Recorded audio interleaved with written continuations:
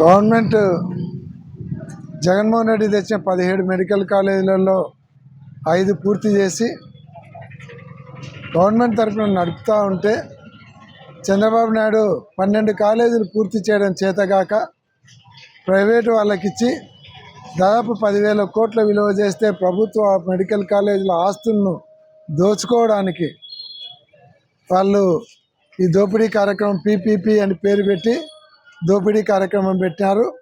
దాన్ని అడ్డుకోవడానికి 1 కోటి సంతకాలు సేకరించి గవర్నర్ గారికి ఇచ్చి గవర్నర్ గారి ద్వారా ఆ కార్యక్రమాన్ని అడ్డుకొని మళ్ళీ గవర్నమెంట్ తరపునే పూర్తి చేసి గవర్నమెంట్ మెడికల్ కాలేజీలు గవర్నమెంట్ తరపునే రన్ చేసేలాగా చర్యలు తీసుకోవాలని గవర్నర్ గారికి 1 కోటి సంతకాలతో కూడినటువంటి లెటర్లు ఇస్తాం.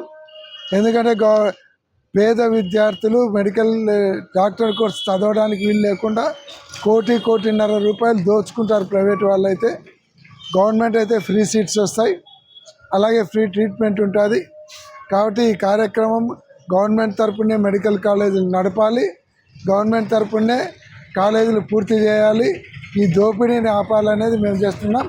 ఈ కార్యక్రమం మీరు ఆపకుంటే గవర్నర్ ద్వారా అడ్డుకుంటాం. ఒకవేళ గవర్నర్ గారు కూడా అడ్డుకోలేని పరిస్థితి వస్తే జాతీయ స్థాయిలో ఈ పోరాటాన్ని తీసుకుపోయి అవసరమైతే పార్లమెంట్లో కూడా ఈ అంశాన్ని లేవనెత్తిపించి పార్టీ తరపున ఎంపీలతో అడ్డుకునే కార్యక్రమం చేస్తాం.